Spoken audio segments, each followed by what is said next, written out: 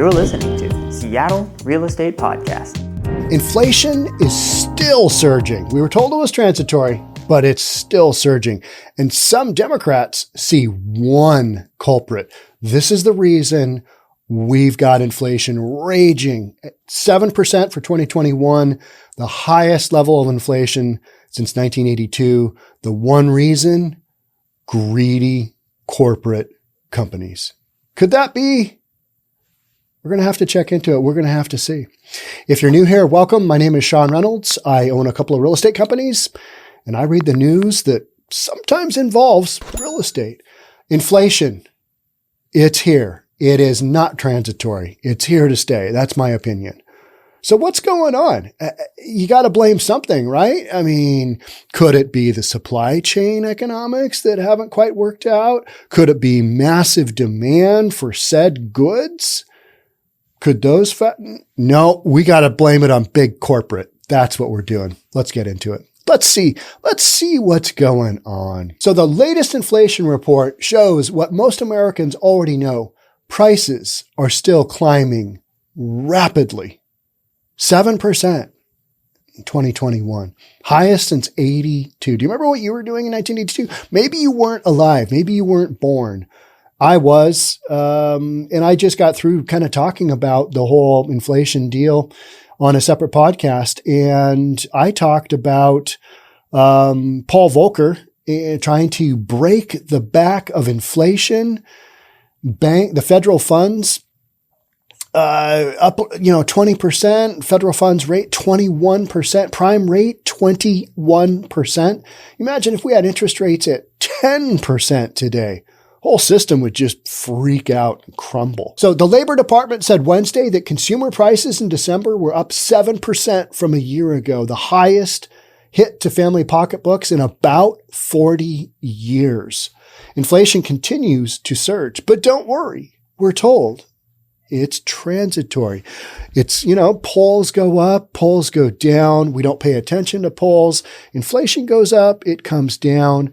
And we're told that because of the system, what we've got going on with the whole supply chain and the economy, that prices they're going to come back down. We're not going to have, you got to have an excuse for it, right? And, a way to spin it, because everything's about the spin. You can't look good when you've got numbers like this going on. So what's the spin? According to some politicians, those greedy corporate bastards, what are they doing? So the rate of inflation has many people asking who or what is to blame for soaring prices. For some progressives, one clear culprit stands out: corporations trying to fatten their bottom lines. They're just let's just add a scooch onto that price, just a little scooch. Now, this is from NPR, so, fair game, right?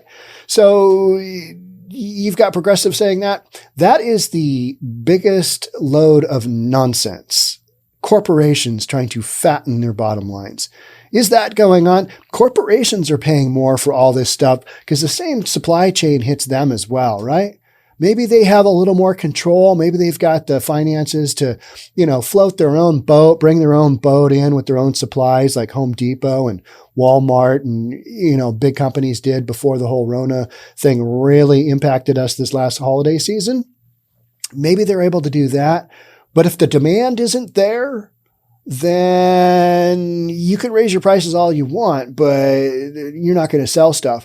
So is there this crazy concept that big corporate, you always want to just stick it to big corporate, right? Because they're this big anonymous, I release podcasts and I'll talk about how much money Walmart's losing due to, organized theft, or maybe CVS. And so many of the comments are like, I could care less about the corporate structure of Walmart. I could care less about CVS. They're a big corporation. Screw those guys. I get that, but when I get that sentiment, it doesn't make any sense to me, because when you're saying screw them, well, all that's going to happen is that when you steal from Walmart, when you steal from Walgreens, when you steal from CVS, they just raise their prices. So your prices go up. And when you don't have enough stuff, and when you have crazy demand for not enough stuff, guess what happens to prices no matter what? You got it. They go up. We can't overlook the role that concentrated corporate power has played in creating the conditions for price gouging. Senator Elizabeth Warren, Democrat from Massachusetts, said during Federal Reserve Chairman Jerome Powell's confirmation hearing Tuesday. She said that. And this, I mean, you can say that. You can't overlook it. But is this a reality? No. We're just trying to blame big corporate for what's going on with the economics of, coronavirus and the current administration. And hey, you know what would be good is if we dumped maybe another $5 trillion in spending through some kind of plan, build back whatever. Maybe we need to throw that in there because that would help out pricing. I don't know where I was going with that because it doesn't make any sense either. Right? I mean, it just doesn't. Most economists are skeptical, however, of the progressives and their ideology that big corporate is to blame for price gouging. They say inflation is being driven by a surge in demand for everything from iPads to automobiles, along with supply chain bottlenecks that have companies struggling to keep up. So big corporate's in the same boat, for the most part. They just can't get enough stuff. And what stuff they can get, they're selling. And they're, everything it takes for them to bring products to the marketplace, it's costing them more as well, too. So that's why when it gets to the marketplace, well, we got to make money on this. So when those expenses went up, those cost of goods went up. So here we are, same boat as everybody. We got to raise our prices. When more people want to buy things than companies are capable of making, prices go up. That seems shockingly simple. And yet we're still trying to blame big corporate. That's just the law of supply and demand, said Jason Furman, who served as a top economist in the Obama administration. He doubts that corporations are any greedier now than they were before the pandemic, when inflation generally hovered below the Fed's inflation target of 2%. Now we're at 7%. Ooh, that's not good. Companies always want to maximize their profits, Furman added. I don't think they're doing it any more this year than any other year. An economist for Obama. There you go. So is big corporate just being those greedy, you-know-whats and just trying to squeeze money out of an opportunity? No, but that's the spin you'll hear. And you'll hear it pretty consistently. You know why? Because there's not a lot of other things to blame. How about that? Yeah, crazy. Like selling water for $20 in a bottle in a hurricane. This is the example. Whatever the economic merits, though, corporate profiteering and a convenient political target, especially for Democrats who are on the defensive over climbing prices. With midterm elections approaching in November and President Biden's approval rating falling, how about plummeting? I feel like we're almost over focusing on Biden's approval rating because it's just so bad and everybody knows it. I was watching a news story on, how many times Biden had news conferences and how many times he'd had, little off, impromptu question and answers. And what was interesting is how many times he just finished up his speech and just walked away. He just didn't answer any questions at all. It was it was almost comical, but you've got this approval rating with the president and that's not going well. Kamala Harris's approval rating, that's not going well. So many things going the wrong way for the current administration. And inflation, that's just another one, right? Another one on top of the litany of things that the current administration has struggled with. And by that, I mean blown. Southern border, holy cow, what's going on there? And the list just keeps, inflation, stamping out COVID. Some of these things, they've just got to work their way through. And let's be reasonable. Saying that you're going to stamp out COVID, we all knew that was, hopeful at best. Yeah, we'd all like to stamp out COVID.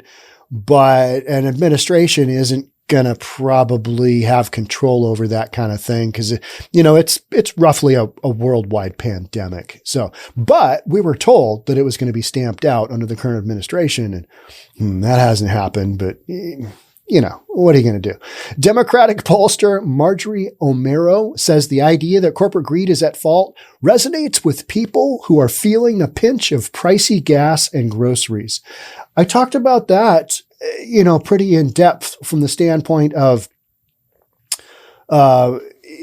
your gas has gone up. Used car prices. I talked about that recently. The average price of a used car is like $29,000. Housing costs, cost to buy a house, cost to rent a house, through the roof. Food at the grocery store. I talked about how much pork has gone up, how much meat has gone up. Just all of these things have skyrocketed from a percentage-wise inflation, but people's incomes haven't skyrocketed. So when you've got a budget and you're trying to live on a budget, then you've got these prices and you're like, okay, what do I go without this month? That's the thing that people are like, all right, hey, wait a minute. We're dealing with this. What's going on? And so you've got explanations that need to be had. And one of them that I see pretty consistently is that corporate greed is behind these price increases. That is such a wild spin that is not believable and yet is out there with,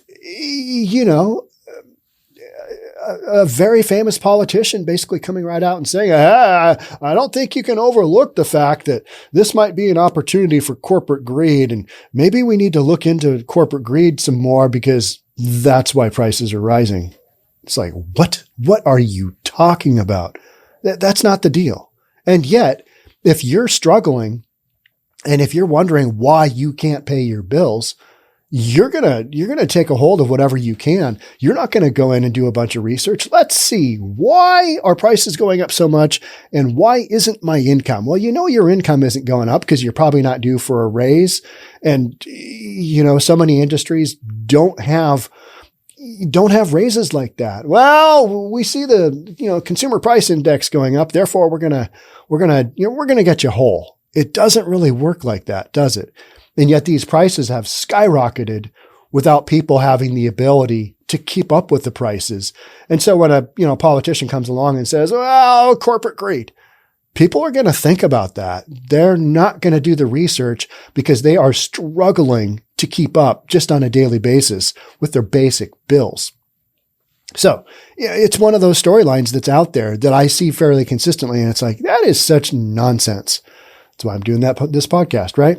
Ordinarily, companies that raise prices run the risk of losing customers to the competition. But when demand is strong and competition is hamstrung by supply shortages, the ceiling on prices come off. That's basic supply and demand, right? Economist Isabella Weber of the University of Massachusetts Amherst argues the pandemic has created opportunities for some companies to pad their bottom line, not just covering higher costs, but expanding their profit margins as well. All right, it's a little bit like the guy who sells water at $20 a bottle after a hurricane, which is only possible because everybody wants to buy water, but the local supply is fixed, said Weber.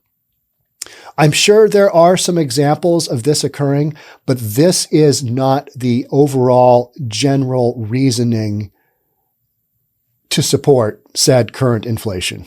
It's just not. That's not. But people are pointing at it going, oh, look at greedy corporate. Look at them. They're just, they're horrible, horrible people. They are raising the prices on God-fearing, hardworking Americans, and they need to be set to task. I mean, that's the general consensus, right? And it's just so much nonsense. And I'm not a big corporate guy. I'm a small corporate guy. I own 3 small corporations that are basically me.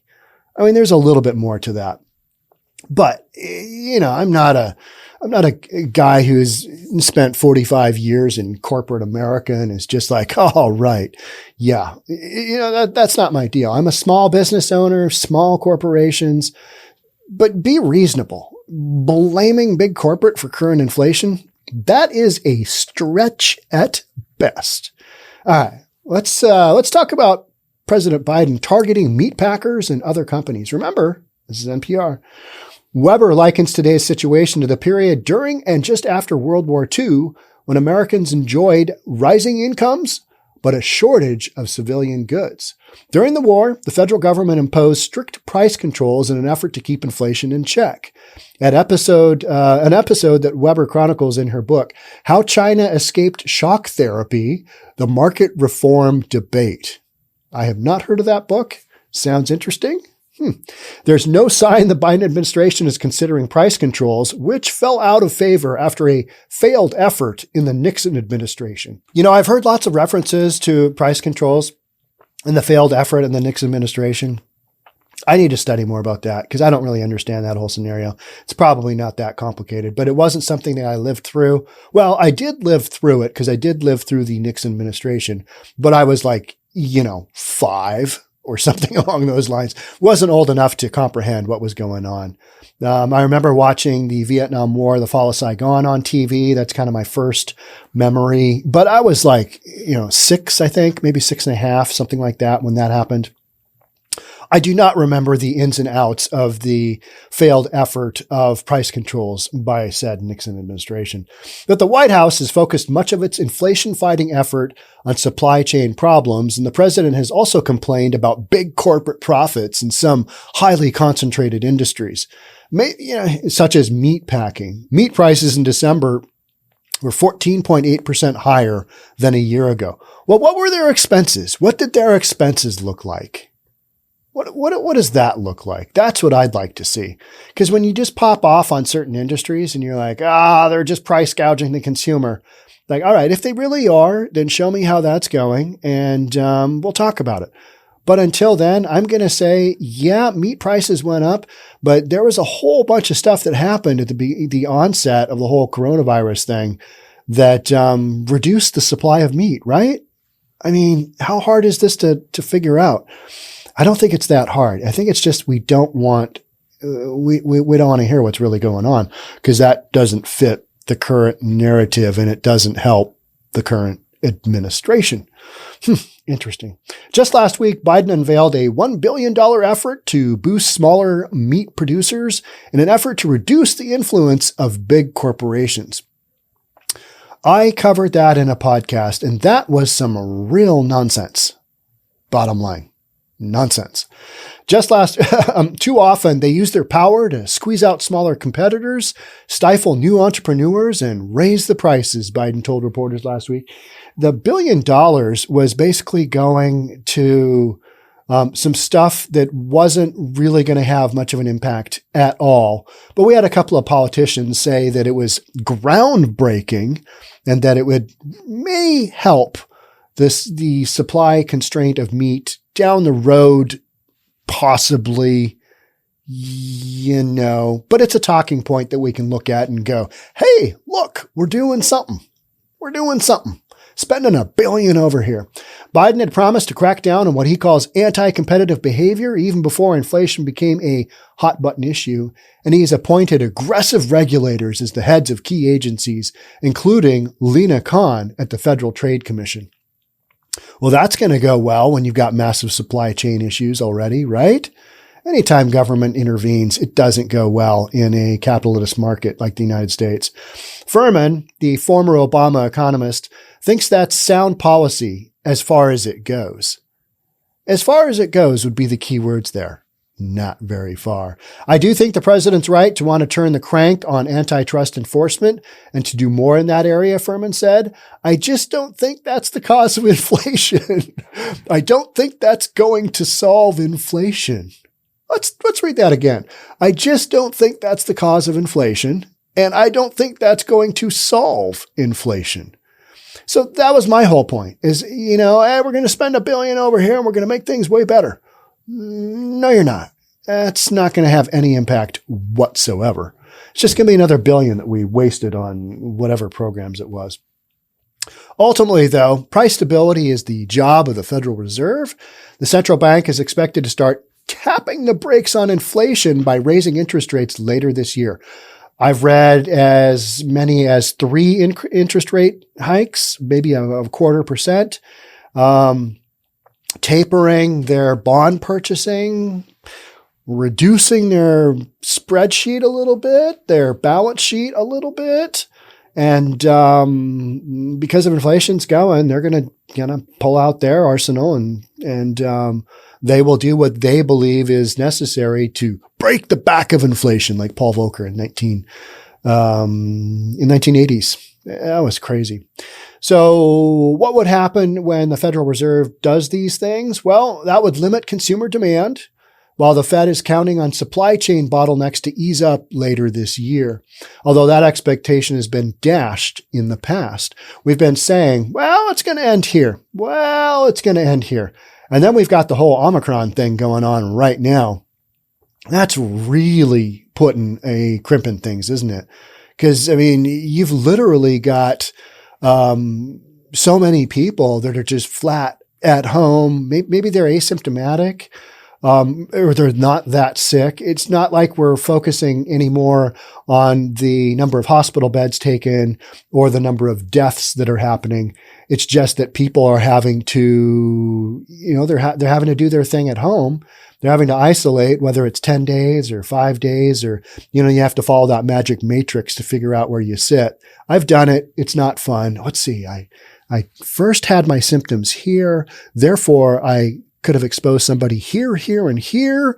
And let's see, I tested negative there, but I still had symptoms here. So I guess I'm just going to stay home. I'm just going to stay home and, you know what I mean? That's what you end up doing. You're like, I don't know when I can go. I don't know. So I'm just going to stay home. That has put a major crimp in the supply chain because so many people from so many industries. We've had major snowfall here in Washington and even in Western Washington, and we didn't have enough people to clear the roads. So you've got these, crazy circumstances that come up, and it's like, all right, well, I guess that's not happening because, Omicron and supply chain and labor shortages. And we've already had massive labor shortages without Omicron. But then when you've got people not able to go to work, maybe people that are healthy, but they've tested positive, you still got to stay home, right? Because asymptomatic people are passing it along. And, that's just where we sit. So the supply chain just getting whacked at all these different intervals. And can we blame big corporate for this increase in inflation? No, that's the bottom line.